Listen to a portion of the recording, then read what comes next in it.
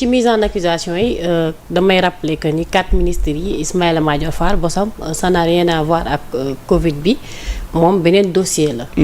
boo xamante ni moom it def na sortie def ci ay révélations.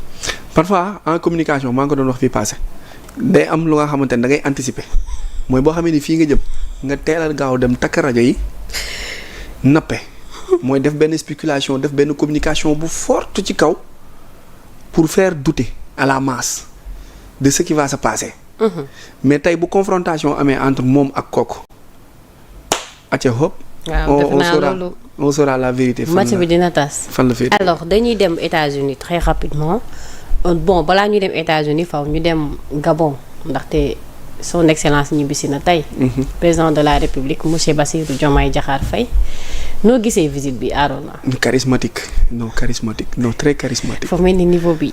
non mais très charismatique mais am na waa ji toogoon daan ni mais Diomaye war na toog ak Poutine Diomaye ndeysaan xamul ni dans la vie kenn du xeeb kenn.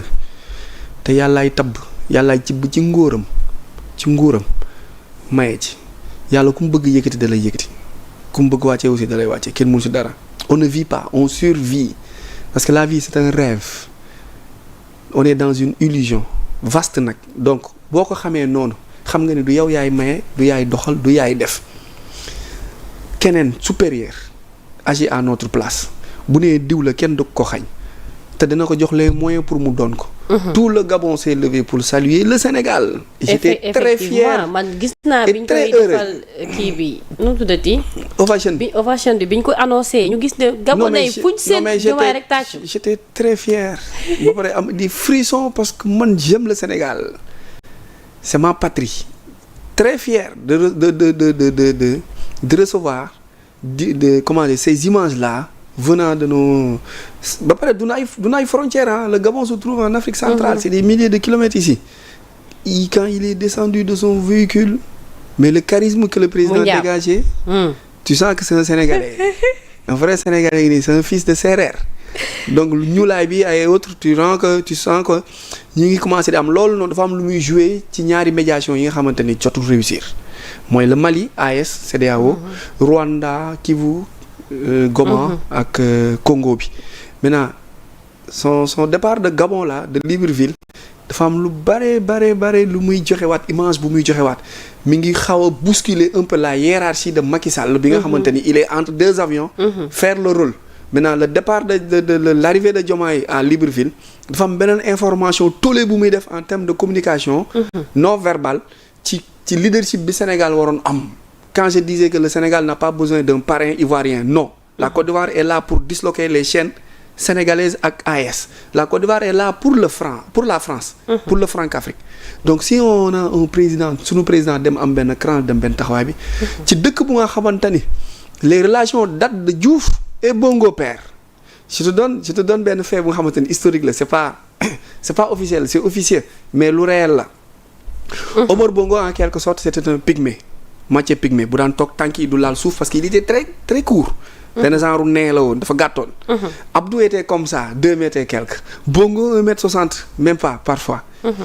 Maintenant dans les missions diplomatiques et autres ils se sont dit à l'époque moi j'ai ma population qui est très courte en moitié pygmée des gens yi xamante ni dañu dëkk ci tropical bi. vous êtes des Sahéliens des Soudanais sahéliens vous êtes élancés comme ça Metz. comme sama genre gi man ak yow. pend du sa pend kii la man ak yow ñooy ay sahéliens quoi ak Djily ak Babacar. yow pend nga bëgg a jël def ko gabonaise. waaw gabonaise ñun ñooy sénégalaise un peu élancé. Maintenant par des missions diplomatiques. Bongo avait proposé à Diouf de faire le transfert de certains administrateurs personnels agents travailleurs sénégalais. À partir de Dakar pour ñu dem Gabon. moom xam nga lan la ci jubloon Omar Bongo lan la ci jubloon le métissage sénégalo-gabonais okay. Pour que les hommes sénégalais marient les femmes gabonaises pour ñu am ay doom yu nga xamante ni la génération qui viendra dinañ am taayu 1m80 1m90. Est-ce que du moom la ñu mën a jël comme exemple par rapport ak marocains yi ak sénégalais parce que léegi mariage mixte mi ngi commencé di am ci côté boobu. Parce qu'ils commencent à se rendre compte que on est élancé on est beau ba pare on est charismatique. On a un sens parfois élevé. Ñoom, ils ont une population composée de gens de 1m60, 1m50, maintenant ce métissage là va pousser leur population donc ñoom am nañ reconnaissance loolu. Le Gabon est très fier du Sénégal. donc reconnaissance boobu noonu suñu gisee un Sénégalais bu ñëw Sénégal daal mooy dañuy xorom kontaan voilà. fu duggul du saf. Jaa dafa mel ni su ma la déggee loolu nga résumé. en quelque sorte ci cas bi alors Pape Diop bu Arona Niang mi ngi lay nuyu. bu Arona Niang maa ngi koy nuyu Pape Diop. Djibi Faye Ami Ndiaye Daouda xam nga gars yi nag sa kii nu mu tuddati tim bi. waaw léegi yéen leen jël. d'accord donc ñu ngi leen di nuyu yéen ñi nekk ci direct bi yéen ñëpp. nuyu naa leen ziar naa leen bu baax a baax donc Arona suñu jógee Gabon dama bëgg ñu dem États-Unis mais Sénégal la ñuy déparé pour dem États-Unis waaw dañuy jël vol Libreville Dakar. Merci. Dakar New York. parce que ki nga xamante ne moom mooy Amadou Sall ñu ne localisé nañ ko États-Unis te xam nga moom actuellement ñu ngi koy tudd ci mbirum du ma wax. ñu ngi koy toppee. parce que yegguñ ci topp. ñu ngi koy tudd ci mbirum 125 milliards. ñu bëri jàpp ne peut-être mandat d'arrêt international mën na yomb mais jamono ji ñu ne mu nga biir États-Unis parce que su ma paree dama bëgg ñu des États-Unis tuuti par rapport ak décision bi Trump jël ci ñi nga xamante ne dañ leen war a génnee ci dëkk bi ak aussi gis nañ benn photo bu xaw a polémique bu andi polémique ci photo boobu mais dama bëgg nga des foofu rek ci kaawu ki nga xamante ne moom mooy Amadou Sall. Le fait que mu ngi biir États-Unis et que justice bu Sénégal sûrement war na ko mën a soxla. bon moom papam moo ko tooñ papam ak yaayam ñoo ko tooñ parce que tu peux pas gouverner avec ta famille on ne gouverne pas avec sa famille wala son entourage de sang parce que répercussions yi parfois de lay jur te doom dafa fort. donc du coup.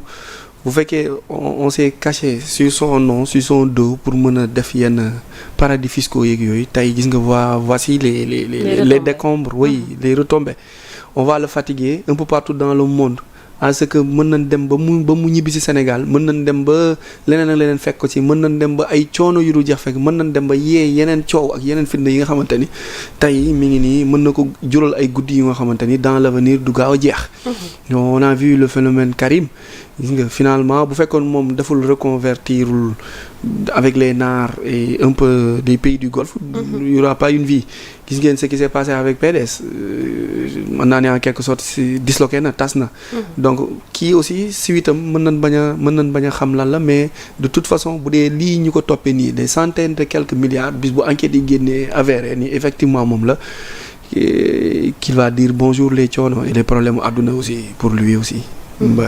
d'accord alors sànq annoncé naa ko léegi ci décision bi nga xamante ne Donald Trump jël na ko mu fas yéene jox $1000 ñi nga xamante ne moom lañ nar a génnee dëkk bi pour accompagner leen ko maanaam sans-abri ak ñi nga xamante ni peut-être dañ fa dugg ay nit migrants yu illégal lañu fi nga xamante ne moom mooy biir États-Unis. man a yow su ma jiwul man a yow la woon on avait fait une émission ba ma ne la wala Penda loon première émission Penda ma ne ko kenn du génn xam nga ñen ñooy génn. les délinquants yi jaar par Mexique. dugg États-Unis tout au début on avait cité ni y a 1600 Sénégalais expulsables